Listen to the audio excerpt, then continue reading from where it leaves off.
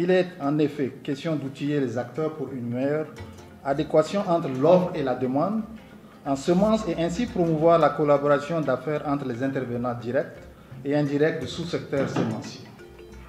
En faisant la promotion d'une commercialisation des semences qui répond mieux à la demande directe des utilisateurs, nous espérons voir une augmentation du niveau d'adoption des technologies variétales que l'ICRISAT et son partenaire l'IER mettent tant d'efforts à développer au Mali.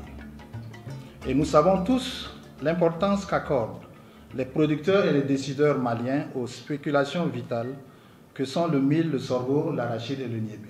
Pour atteindre ces objectifs, l'IER a développé plusieurs variétés hybrides que nous avons inscrits au catalogue national. Et ce qu'on veut, c'est diffuser à grande échelle ces technologies en milieu réel.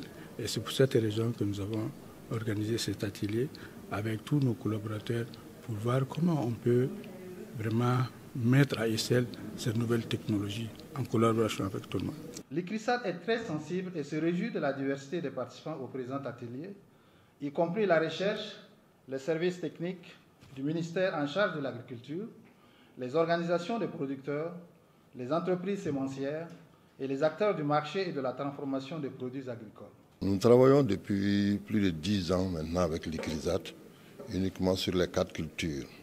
Donc l'ICRISAT nous appuie avec la semence de pré-base et nous produisons la semence de base avec nos coopératives contractées. Nous avons des coopératives et des paysans contractuels avec qui nous produisons les semences certifiées. Donc quand l'ICRISAT nous donne la semence de base, de pré-base, nous produisons la semence de base et la semence certifiée.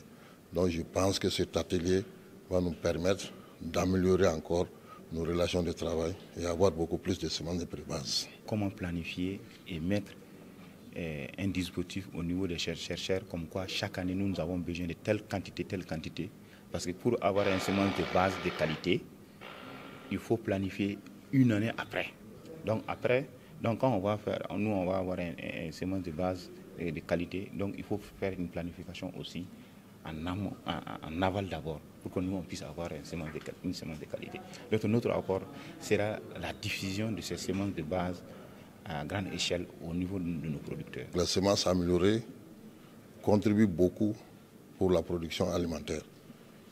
Au moins 30% de contribution des semences améliorées pour le rendement de la production agricole. l'ICRISAT a reçu de ses partenaires et donateurs la mission de contribuer à réduire la pauvreté, la faim, la malnutrition et la dégradation de l'environnement des tropiques semi-arides à travers la recherche et développement basé sur le partenariat.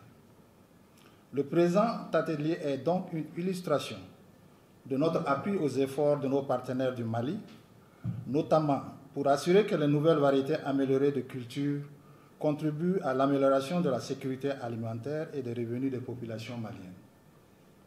L'ICRISAT est reconnaissant à la fondation Bill et Melinda Gates qui finance le projet Avisa, porteur du présent atelier et mis en œuvre également par nos collègues des centres internationaux, l'ITA pour le niébé et SIAD pour les haricots.